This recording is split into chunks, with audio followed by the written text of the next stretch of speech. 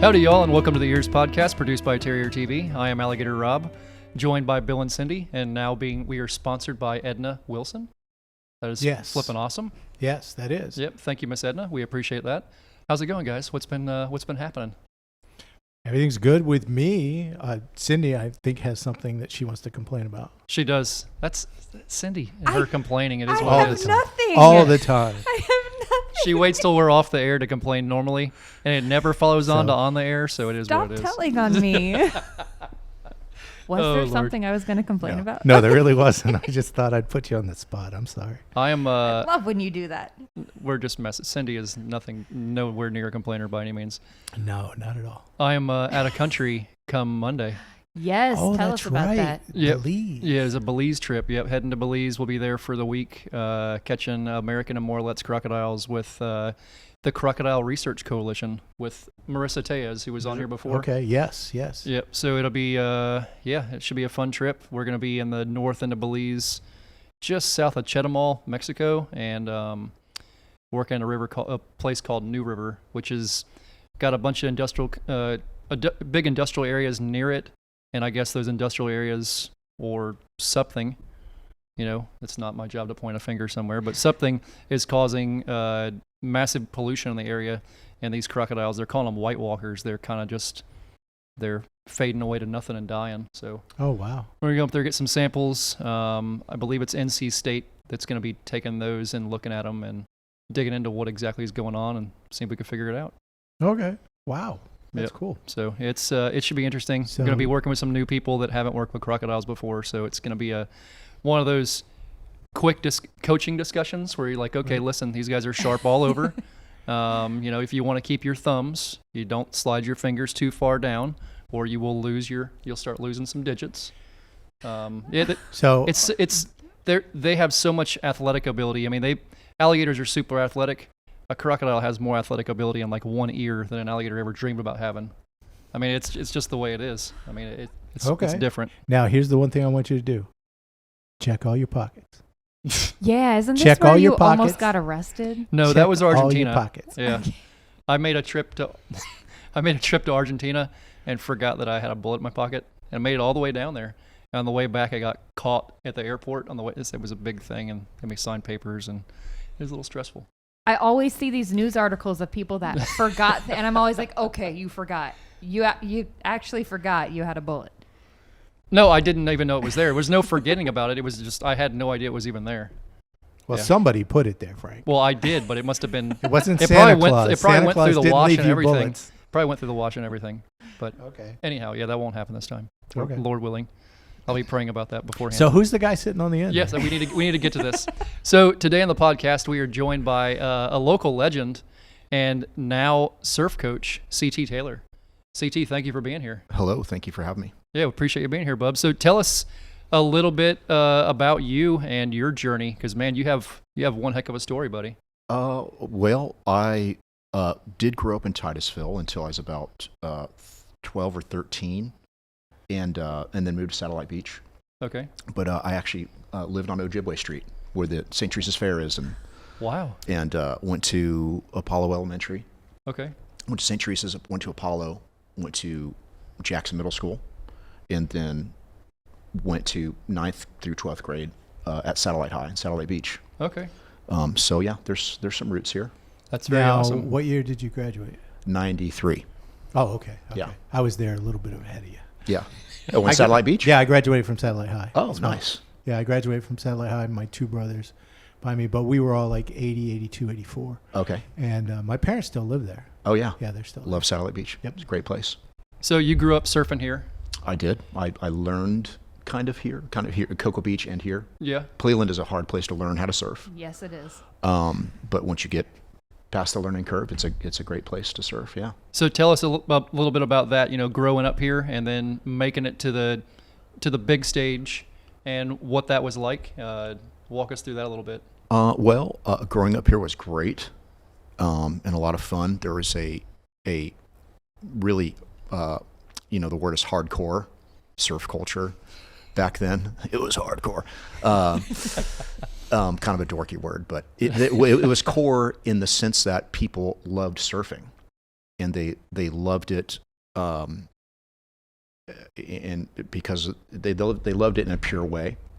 A lot of the guys that are from this town that were kind of my mentors and actually taught me how to surf, the Cranston brothers and our buddy Dave Lesky and our other close friend Rob Ely. They're all, much older than me. They're the guys that picked me up and take me to the beach, and Darren Craig and these guys that were local legends, if you will, kind of mentored me to a certain point. And then, as I don't want to, I don't believe in fate, but as the saying goes, as fate would have it, my parents moved to Satellite Beach, and then I went on to keep on surfing. As soon as I had my first surfboard, I competed on my first surfboard, and as soon as I got my first surfboard, I wanted to be a pro surfer.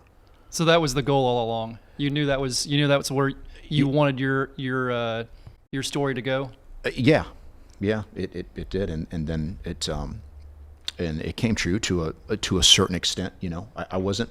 You say big stage. I mean, there's different stages in surfing, but the biggest stage, of course, is the world tour and the guys that are the very best in the world, and gals.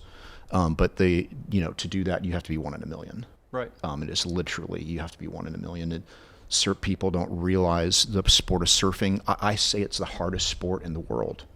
And then I explained why, and people are like, oh, okay. If it was, if in a competitive sense, if we were to be, if it were tennis, imagine the court oscillating in the middle, and it be blistering hot on one set and snowing on the next.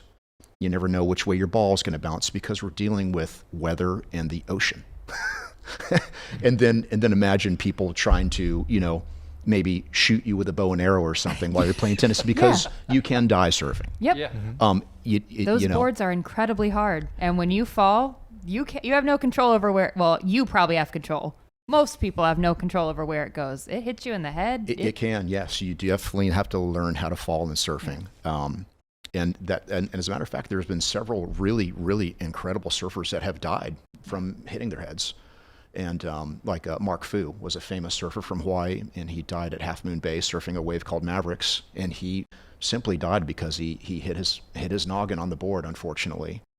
And so, surfing, I guess it's dangerous, but I think it's more dangerous to drive, to be honest, statistically, and more people drive than surf. But as far as sports go, it's the most difficult sport in the world, in my personal opinion. Just simply because of the ocean and what it deals you or doesn't deal you, from a competitive sense, and just from a lifestyle sense. It's just this giant adventure, and it kind of turns it turns people that surf at any level kind of into an adrenaline junkie. Yeah. It's a sport that leads you to see the world, which is really cool, because you get to a point where I want to surf better waves and go see these different places. And most surfers are world travelers. I've been to 32 countries myself. And, wow. And the majority of them more than twice. And there are guys that have been to way more places than me. So it's really neat. It's really it's a super privilege to be not only a surfer, but then to be one at a competitive level where you can kind of make a living at it for a while. It's I've never called it a job. It's really just a huge privilege. Now, in your travels, you travel what's the place that you've been to that was like the most culturally unique, that you just went, wow, I'm not in Kansas anymore? Oh, culturally unique, as in like a shock, like, oh, yeah, wow. Yeah. That would be Indonesia. Okay. Where you're driving with all your stuff and board bags stacked on, and, you're pegged to your, next to your friend, and you got sweaty legs touching each other, and literally a family of 5 come at you on a scooter, and, they're like dragging a cart of chicken eggs behind them. I'm not even kidding. Right. And then on the other side of your car, here comes a taxi flying by, because there's no lanes of traffic. It is literally Frogger on crack. And so that is just like, whoa. As far as, culturally, that would be the most shocking, like, wow, as far as, Yeah. cultural Oh, yeah. type places. Where's And your favorite place you ever got to surf?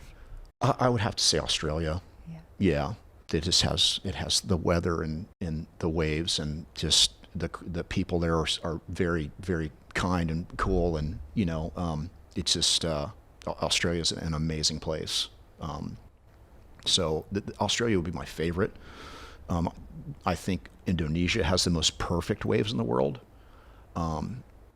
being mainly just its location and what its local weather does, as opposed to the weather that gives it swell does. And it has all these perfect reef passes and stuff, so it has the most high quality, best waves in the world. I find that very interesting. Talking to surfers like Thaddeus and everybody else consistently. Surfers are weathermen as Oh. well. Yes. I mean, like, you guys have a understanding of weather systems and how weather travels and why it undercurrents and above currents and how things are going.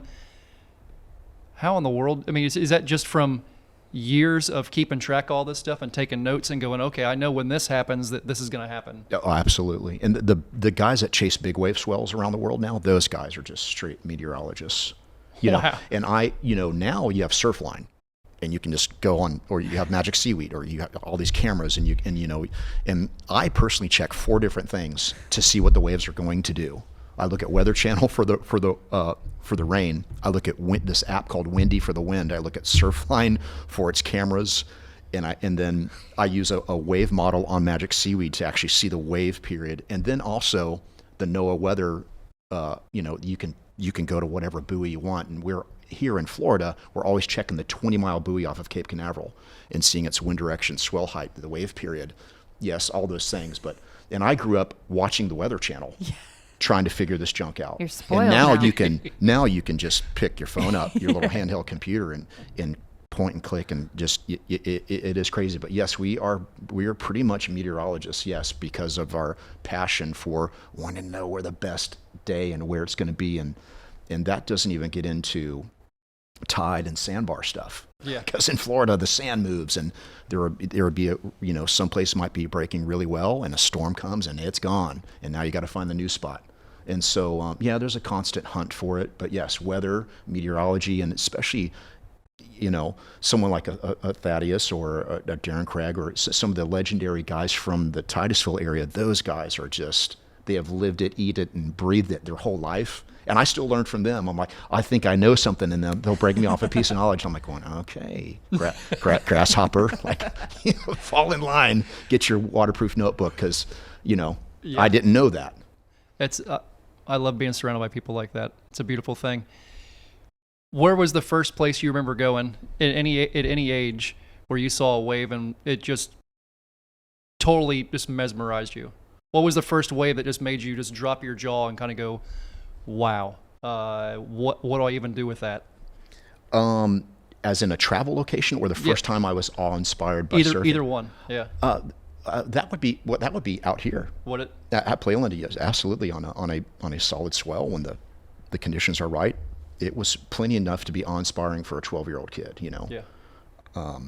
So definitely there. And I had the privilege of going to Hawaii at an early age with my parents. My parents are really supportive of my surfing, and they took me there, and that was, but I'm there with my parents, not knowing where to go, not knowing what to do, and it was like, whoa, it's just this huge adventure.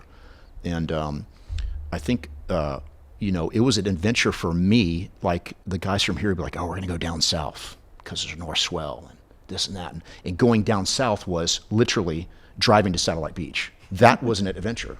Mm-hmm. Now people are like, whatever, it's 40 minutes down the road. But as a kid, I was like, whoa, it was so cool. It really was. And I think somehow, sadly, like that's lost. I think a lot of the magic of a lot of things are gone in it. So, but it's still an adventure, and it's really cool, to remember those things. So I know now you have a coaching career that you're doing. You're coaching surfing, and after the way you just described surfing to start this program off, where do you start with somebody who approaches you and wants to learn how to surf, or is it people approaching you that are at the the medium level and they want to take it to the top tier level? Yeah, I've coached at all levels. I've done surf camps where beginners just going straight on foamers, you know what I mean? Yeah. Pushing them in on waves type things. And I've coached at the highest level that you can be at. I had the privilege of coaching Caroline Marks, who grew up in Melbourne Beach, and she actually made the world tour at 16 years of age. And then she moved on to coach with a friend of mine, Mike Parsons, who was able to travel with her and keep up with that type of schedule. So in everything in between, but mainly I have been coaching kids that are really, really good and want to be professionals. So that has been my main niche, I guess. And those relationships run their course. And a lot of times it's time to move it on, which is fine. I've learned how to not have an ego with that. and I've learned there's a lot of really, really great coaches, and they all coach differently. And you have to learn how to coach to be a good coach. Yeah. Because, after getting into it, I would ask some guys, legendary surfers in our sport, I'd ask them something like, and they don't know how to coach. I'm like, oh my gosh, this guy is like a freaking icon. And not everybody can be Larry Bird. Well, Yeah. but here's the thing. It's been my contention always that people who are naturally gifted make terrible coaches because they can't explain how they do it, because it just comes to them. Yeah. And it's the guys who struggle with it, who have to figure it out and figure out the mechanics that make the good coaches, because they can explain it to you. But like a guy like Michael Jordan, he knows. Yeah, absolutely. And so I think that's something that is so complicated to a normal person that can play basketball. He's like, oh, it's easy because it's his gifting. Yeah. But yeah, that's exactly true. And I've coached at, I've coached some really amazing athletes, and I can smell fear from a mile away. I can see it in their demeanor. I can pick up it in their language because I had to decode it in myself. And I was terrible with the head trash in my own heart and mind and soul. And it affected my whole career, So, but it supercharged my coaching. Absolutely. So what you're saying is exactly correct. And then there are different, other coaches out there, other surfers had, different parts of their coaching. Like some guys are very mechanical and very methodical. I'm more of a belief person. There's a maneuver in surfing, a modern maneuver called an aerial 360, and everybody wants to do an air 360. And, unless you believe and visualize yourself doing it, and I'm not trying to get all woo crystals, but unless you believe that you can do it and see yourself doing the motion, you're not going to do it. You're not even going to try. So it's a matter of, what is going on in your heart and your mind, especially, in a competitive level. And I don't sound like a real jerk, but I've mastered how to help people break things down simply and just go, oh, here's my task. Get rid of all the emotion. And so I sucked at that myself. And there weren't coaches in my day. You got punched if you did the wrong thing in my day. You got sent down the beach if you weren't good. Right. You got your windshield waxed if you surfed the wrong spot. There wasn't this this happy, safe place for everyone. So now I had mentors like a Thaddeus Cranston or Matt Keckley and Richie Rudolph and other surfers that were older than me and successful that I looked up to. And those guys would give me little tidbits of knowledge, but they weren't like coaching. They were just passing along because it was either their job to do so or they're just sharing a little piece of their passion, but it wasn't like something. And the coaching aspect of surfing is very new, but it has supercharged surfing, and it has employed a lot of ex-pros. It's kind of a really neat thing. So it's cool to be a part of that. It makes me think, as you're going through all this stuff, I was wanting to ask you a question, which I think you kind of answered a lot of it, but you have a sport that has so many variables to it, and everybody has their own talents and their own ways of approaching things. I wonder where you start, with trying to coach someone that I know with, like, for instance, catching alligators. If I'm trying to teach somebody, if I'm going to a new university, I'm trying to teach somebody how to work it out. The first thing I usually tell them is, look, my method is not necessarily going to be your method. You got to find what works for you.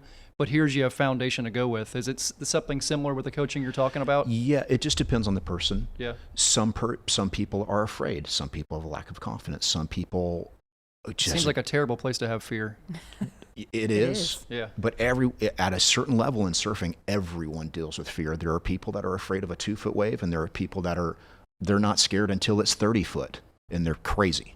But it's just the way it is. That's insanity is what that is. Yeah, and those guys, so some people will have a lack of confidence, or some person might have a deficit in their skill, and you just, that's where you start, wherever their level is, and you start where their weakness is. I just smile when someone says, well, I hate going backside, and I just smile. I'm like, well, guess what you're doing? Guess what we're doing today? Going backside. You fan the flame of your strengths, but if you don't bring up your weaknesses, then, like when I coach Caroline, there aren't female surfers that are proficient in surfing both ways, frontside and backside. Most of them are very, very strong on their forehand, or when they're facing the wave, right? And people will always say, "Oh, Caroline's her backhand is better than her forehand." I'm like, no, it's just that her backhand is just as good as her forehand. Yeah. And so and that's rare. And it's rare, and so and I would, it just, if someone would master doing everything both ways, like Kelly Slater can do everything frontside and backside, everything, tube ride, big wave surfing, any type of technical maneuver, his positioning, his everything, his style, his power, it's both ways. The best guys can surf frontside and backside, it doesn't matter. So, the people that can master that at that level are going to be on top, That's amazing. I can't even imagine. You see videos and stuff of people surfing, and to me that's it's not something I've ever been able to do. So I look at that and kind of just shake my head and go, that's awe-inspiring is what it is to me. Yeah. It really is an art. Like, I grew up in a family of surfers. Everyone in my family surfed. So I had all the appropriate teachers. Can't surf to save my life. Literally can't surf to save my life. Like, it's a skill. It is something you have to want to do it, and you have to be willing to suffer. And then you have to be willing to face your fear.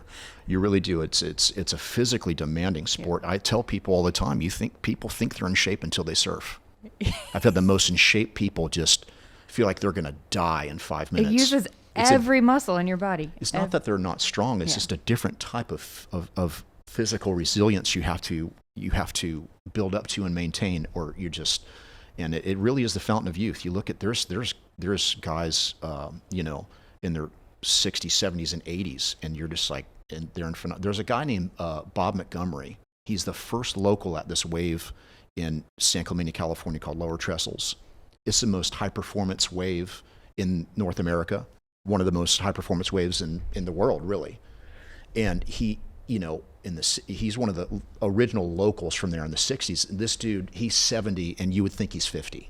I'm 47, and you would think this guy's 50 years old. Wow. He's just always out surfing. Like it really is the fountain of youth, It's really neat. You speak of perfect waves, and everybody's thing now is wave pools, right? That's where everything's kind of going to. Have you been in any of those? Oh yeah. Yeah. What's your thought process on it? They're great, but they're artificial. Yeah. They're actually difficult to surf. Are they? I've surfed the one in Waco. I've surfed Disney a bunch of times. I've surfed Disney just, as a birthday present. I've surfed Disney at a contest with Oakley during a surf expo. We surfed it with our buddies just because it's flat and we're going out of our minds, so we rent the thing to go surfing. But they're a totally different animal, and it takes the whole. There you go. Like the wave pools are neat, but then they are very repetitive and methodical, and they kind of take the sage quoi out of everything. You ain't got to learn weather. You don't have to suffer. You don't have to work your way through the pecking order. There is no rite of passage. And it's great. It has a place, but I think It's going to enhance a certain part of surfing, and it's going to cheapen another part of it, is what it's going to do. I think they're somewhat necessary. I can't get my brain around the fact that like places like Australia are building them. I'm like, you jokers have all the good waves already in your backyard. Their Bahamas is Indonesia, for crying out loud. You don't need a freaking wave machine, but they've got them because it's subsidized by the government, I believe. Like the government is putting up a lot of the money for a lot of those things, so it's easier for them to do. And here, we've tried to build one here in Florida. We had a little team trying to, kind of brainstorm around doing it, but it's just very, very difficult because Florida, the whole state is a wetlands. Yeah, environmental stuff. It's got to be a big impact on it, I'm sure. And it doesn't matter if you're making a bread bag plastic clip or if you're selling waves and time at a wave pool. It has to make money. And then you're trying to squeeze money out of surfers, yeah, which could be a task. But Florida itself is the best place in the world for a wave pool. We have a surf-starved culture. We have amazing weather, and it's cheap to fly here. The one that they built in Waco, Texas, is in Waco. It's in the middle of nowhere. Now, the people are nice, but it's in the middle of nowhere. And people go from all over the world to that thing. That's something you could see happen on the Space Coast? If they built one here, it would go gangbusters. It would absolutely go bananas. Our only Achilles heel here is lightning. Yeah, and probably finding the property for it, I would imagine. And then finding the property for it. But other than that, it would absolutely go crazy. Now, the owner of the World Tour, who is a billionaire and who partnered with Kelly Slater to do when the South Florida got shot down. So it's like those guys can't pull it off with, I don't want to say unlimited income, but yeah, we're talking billions. Yeah. I'm not sure. It would be great to see it happen for this area, but like I said, it's going to enhance some things and it's going to just kill others. Right. Just like Instagram and the internet has killed print magazines. Yeah. Something's going to die and something's going to resurrect, Okay. Yeah. That sounds about right. Yeah. One other question for you. I continue to hear these stories about a place down south there called Monster Hole. What in the heck is a Monster Hole? Monster Hole is one Have you heard these terms before? No. I hear about it all the It's time. one of my favorite places to surf. Okay. It's on the other side of Sebastian Inlet. Okay. So the Sebastian Inlet, it's on the south side, and it is literally, there's a reef out there and sand has built up over it, and it takes a north swell with light west wind and a low tide, and then you're good to go. And it's a left-hand point break, so it's mainly a left-hand point break. A point break meaning a wave starts at one point and then breaks in a single direction, and it's a fabulous place to surf, and it breaks really far out. So people don't like to paddle that far. I don't mind it because I know the reward that awaits me when it's happening and we go out there. And it's just an unfortunate name. It's spooky because you got to paddle over this dead space of water at Sebastian Inlet, and it feels sharky, and it's just an unfortunate name. There's never been a shark attack at Monster Hole, but it's called Monster Hole. So interesting. Yeah. But it's a great place to surf, really, and it's kind of like it's just like a niche kind of iconic wave, and it only breaks good a couple times a year. So, have you ever had any of those kind of interactions, those shark interactions? I mean, somebody, let's say that you got somebody listening that is just starting off in their surfing journey. What kind of hints and tips could you give them? As far as sharks go? As far as all of it, yeah. Okay, well... Say if you had like 3 points, you could say, listen, this, and this. There are 3 things you ought to kind of listen out for first and think about. Yeah, the fear of shark thing, that, like I said, it is more dangerous to drive to the beach than it is to surf. Right. This is the fact. And that's even here in Florida, one of the sharkiest places in the world. Florida, South Africa, and Australia, sharkiest places in the world, by far. And our ocean is just teeming with life, and we live 45 minutes from the shark bite capital of the world, New Smyrna and Daytona Beach at the Ponce Inlet. So, but still, having said that, it's more dangerous to drive to the beach than it is to surf. So, okay, you're going to experience much more fun than you are fear. And starting out, I would say a total beginner, total novice beginner. Right. You got to have a board that suits your body type, your height, your weight, and your skill level. or it's going to be miserable. If And you're doing some board shaping, yes? I did for years, and I don't now. Okay. Yeah. Yeah, a business-minded friend of mine sat me down and pencil whipped a budget and said, "You're making $8 an hour. What are you doing?" I'm like, "No wonder I'm miserable." No, but I love surfboard building. I did it for a long while. I built my own boards for a good while, and I worked in other surfboard factories. Again, it's just That's got to be very unique for. I mean, I can't think of any other surfers that made their own boards. I mean, is that a common thing? It's not totally common, but there are a handful of guys that have done it. Absolutely, there's some really good surfers that have done it. Dylan Longbottom from Australia. Richie Collins is kind of an icon of our sport, and he's a great board builder still. There's a lot of guys that do go into that. But there is a small number of people that surfed professionally and were had some notoriety and were good, and then went into surfboard shaping. Okay. But yeah, you're right. It's kind of a small percentage, but they do exist. So then if you were a beginner, it would be the right size shape and board for your skill level and how tall you are, how much you weigh. Because if you're not catching waves, you're miserable. It's really not fun. And then you need to be realistic as far as where you're trying to learn. You want to go where it's just kind of rolling and weak, so that you don't get the snot beat out of you and you get discouraged, because you're going to get the crap beat out of you learning. Mm-hmm. Yeah, that sounds like an experience. Yeah. It sounds like an experience. I've done some duck diving. That's about the most of surfing I've had, and I got the daylights beat out of me. Yeah. It was a good time. It was a good workout. Yeah, and the unfortunate thing about Florida, the water's murky. If you can open your eyes, you relax.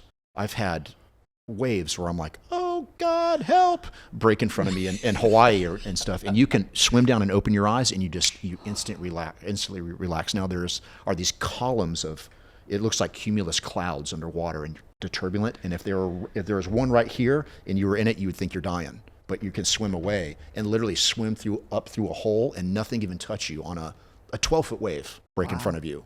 Kind of a thing. It's just, wow. But in Florida, it doesn't get real tough guy 12 foot for starters, but the water's murky and sandy.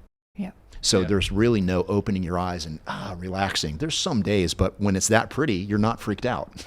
Remember a handful of days seeing Play Linda where it was like SeaWorld. You could watch the rays rolling on the waves, and those days, to me, that is the coolest flipping thing in the world. I want to be out there waist deep and just watch them all rolling in. The fish and the rays and just everything going by you. There's nothing quite like it. Yeah, it's marine land out there. If you flew in a small airplane over Playa Linda, you wouldn't go in the water. That'd be the end of it, huh? And one of our most legendary, iconic surfers from this town, Darren Craig, he had a giant manta ray land on him one time, and it literally smashed his face against his. I think Darren broke his nose. It thing landed on him. And literally, like, he was on his board, so the buoyancy of his board, and the thing slid over him, and he literally looked like he got pooped out of the thing back onto the surface, and he broke his nose. And and he's been bit twice by sharks out there. What a story. Yeah. Oh, wow. Yeah. What a story. Good Lord. Yeah. That's awesome. Yeah. That's pretty neat. So I gave you a little bit of homework. Yes. Yeah? Yes. You want to hit us with a couple of them? I guess so. They might be too difficult, though. I feel weird. Oh, they're definitely going to be too We're difficult. used to that. Don't worry. We're always used to do failing very miserably, poorly. so it's all good. Yeah. I guess you could be Googling them I wasn't sure what to bring. I didn't know. Whatever He you think, doesn't buddy. provide good instructions. I just say wing it and let's see what happens. Yeah. I had visions of grandeur, like people are going to be calling in, and you know what I mean? So I might be a little over-prepared on this one. Okay. That's awesome. I love it. Okay, well, what does Menehune mean? Oh. My Menehune. friend Chris, she would probably know the answer to that because it sounds Hawaiian. There you go. Yeah. This is a difficult one. And I asked this because I just learned it the other day. I just geeked out on YouTube University on Hawaiian history the past few weeks. It's always been something that's intrigued me for some reason.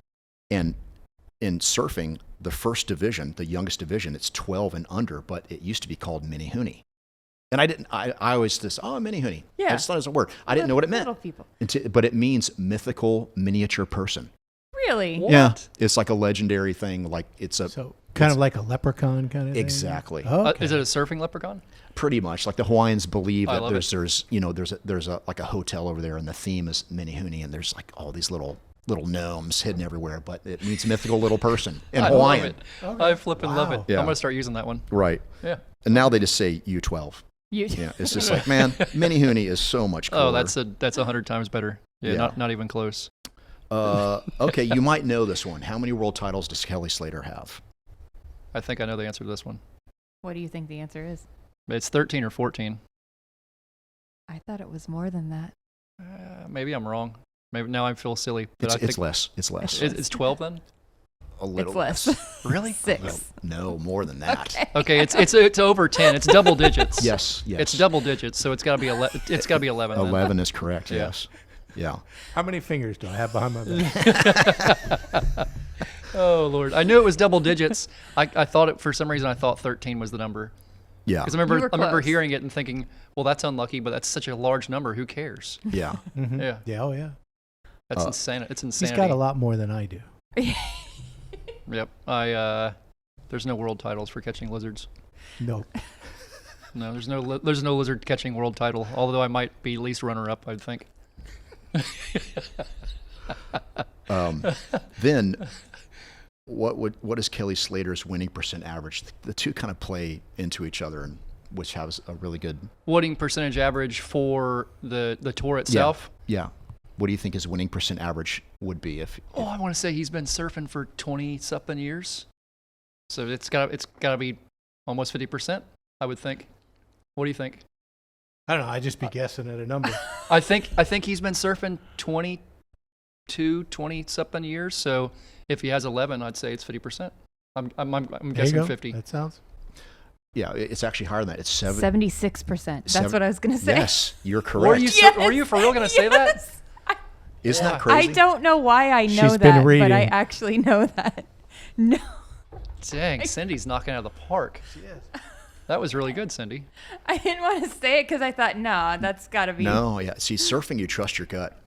Always. That's why I was bad at it. And that just leads, like you think 76 is what? That's a C, right? Yeah. So, and you have to When it realize. comes to world titles, I'd say that's a lot more than a C. That's Yeah. Yeah. beyond legendary is what that is. Yeah. That's like everybody else why even bother trying at that point. So in the world of sports, no one has dominated their sport for 20 years. Oh no. No one. And Kelly has done it in surfing with a C. And that's where I go when the kids have lost in a heat or someone, of even Caroline's at Caroline's level, and they would lose. It can be a really, given the circumstance, it can be a freaking devastating thing. And there's just a whole lot of things on the line for them. There's so much emotion goes into it, and I guess I'm putting hard work into quotations because surfing is not work. I'm sorry, but I remind them Slater's got a C in surfing. You're trying to master something where this guy has a C. So when you lose, you got to give yourself a break. Yeah. And it's just a very powerful fact Ain't that none of us helps perfect, you go, that's for sure. okay, I don't suck. I'm not terrible. I'm good. You know what I mean? And it helps you There you because, go. Yeah. So those types of things, it's just the reality of it. So the greatest athlete, I think is the greatest athlete the world has ever seen. Like I said, no sport has been dominated by one person, or nobody has that many titles, especially in surfing. So it's just kind of a remarkable thing. And the dude's from Cocoa Beach. That's Mm-hmm. pretty awesome. And the unique thing about surfing is it's not necessarily where you're from. Part of it does have to do with where you're from. It's more about where you're willing to go. And, the guys that are successful have to go all over the world to be successful. So, but it's just neat that he's from here, And I think I'm correct on my surf lore that Jeff Crawford originally was from Titusville, but then moved, down to the Sebastian area. But he was a 1976 pipeline champion. So he won at the Pipe Masters at 1976 in huge waves. And he's a Floridian, Wow. At one time, we had 9 East Coasters on the world tour. 7 of them were from Florida at one time. That's awesome. Now we have 1. No, we have 2. We have Caroline and we have Kelly Slater. And then there's one other California kid named Griffin Colapinto. I'm at a loss. Forgive me if there's more Americans on there right now. It's hard for me to even keep up with it, but it's kind of dwindled. You know what I mean? But at one time we were that powerful. And there's other guys there's other surfers besides Kelly that were incredible surfers. Todd Holland,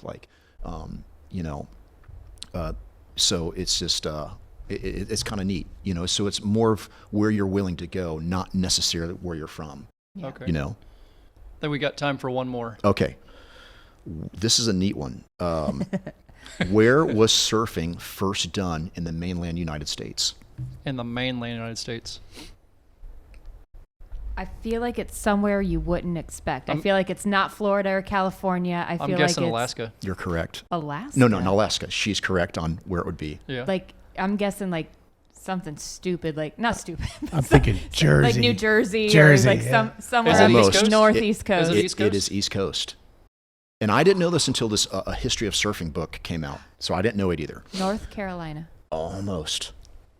Even less likely than that. Virginia? Yes. No kidding. Really? Virginia Beach, Virginia. Apparently, according to the lore of the book, The History of Surfing, it was in Virginia Beach, Virginia. Oh, wow. I guess that makes Okay. sense. I don't know. I don't know why it would make sense, but I guess that makes sense. I don't know. I'm not sure how. I'm trying to logically figure out how that would make sense, but Yeah, who would have thunk, yeah, Yeah. right? that's interesting. But it's interesting, Yeah, yeah. that's very interesting. Yeah. So if there's somebody out there that wants to be coached, that they're into surfing, they want to reach out and find you, you have a website, they reach out to you on social media, how do they find you? Yeah, just CT Taylor Surf Coach on Instagram. On Instagram? You can Okay. DM me We'll make sure we'll add that to the if you want. we'll make sure we'll add that to the post when it goes out there, and we'll get it spread around for sure. All right. We super appreciate you being here, buddy. Thank you for having me. Thank you a bunch. Really appreciate it. Bill, Cindy, I reckon I'll catch you guys in 2 weeks. Yes. Be safe. Yep. Try not to get arrested this time. Well, in Belize, I'm fine. They're English speaking in Belize, so we're all good. Oh, okay. You can Yeah, explain. only Central or South American country, it's English first. There we So go. I'm good. Cool. I'm good to go down there, and I'll be with the locals too. So it's all good. But yeah, should have some stories to come back with. But thank you again. Really you. appreciate you being here. And guys, thank you for tuning in. Thank you to Edna Wilson for the sponsorship, and we will catch you all next week. Bye bye.